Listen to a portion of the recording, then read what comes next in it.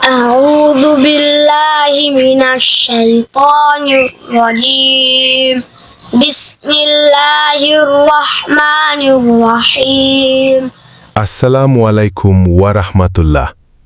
Islamic Muminur কুরআনের পক্ষ থেকে আপনাদের সকলকে জানাই স্বাগতম। আশা করি মহান আল্লাহর রহমতে আপনারা সকলেই ভালো আছেন। আজকে আপনাদের সাথে আলোচনা করব সহিহ বুখারী শরীফের ওহীর সূচনা অধ্যায়ের 1 থেকে 7ম অধ্যায়ের মধ্যে আজ 4র্থ অধ্যায় নিয়ে আলোচনা করব ইনশাআল্লাহ। হাদিস সম্পর্কে যদি সঠিকভাবে জানতে চান তাহলে সহিহ বুখারী শরীফের হাদিস শোনার জন্য বিনীত অনুরোধ করা হলো।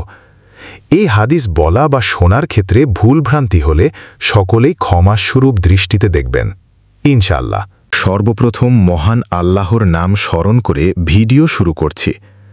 যেহেতু চ্যানেলটি ইসলামিক চ্যানেল, তাই ভিডিও দেখে বা শুনে এতটুকু পরিমাণ যদি উপকার পেয়ে থাকেন তাহলে আমার ইউটিউব চ্যানেলটি অবশ্যই সাবস্ক্রাইব করে রাখবেন এবং পাশে থাকা বেল আইকনে অল ক্লিক করে আমার পরিবারেই থাকবেন।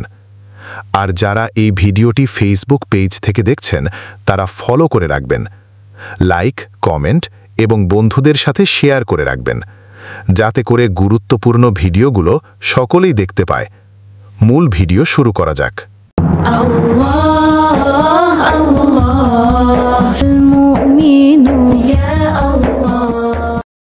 জাবের ইবনু আবদুল্লাহ আনসারী রাদিয়াল্লাহু হতে বর্ণিত ওয়াহি স্থগিত হওয়া প্রসঙ্গে বর্ণনা করেন যে আল্লাহর রাসূল সাল্লাল্লাহু আলাইহি ওয়াসাল্লাম বলেছেন, একদা আমি হাঁটছি, আসমান থেকে একটা শব্দ শুনতে পেয়ে আমার দৃষ্টিকে উপরে তুললাম।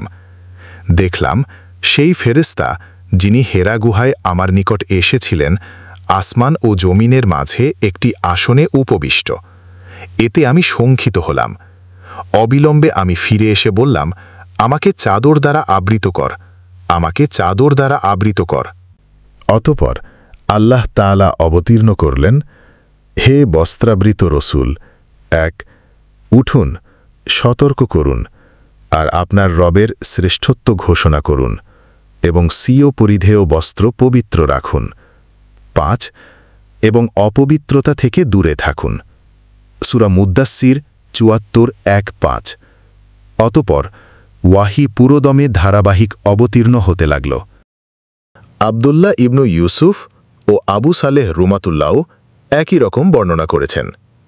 হিলাল ইবনু রাদ্দাদ রুমাতুল্লাহ জুহুরি রুমাতুল্লার থেকেও একই বর্ণনা করেছেন। ইউনুস ও মামার ফুয়াদাইস বদলে বাওয়াদুরুহ শব্দটা ব্যবহার করেছেন।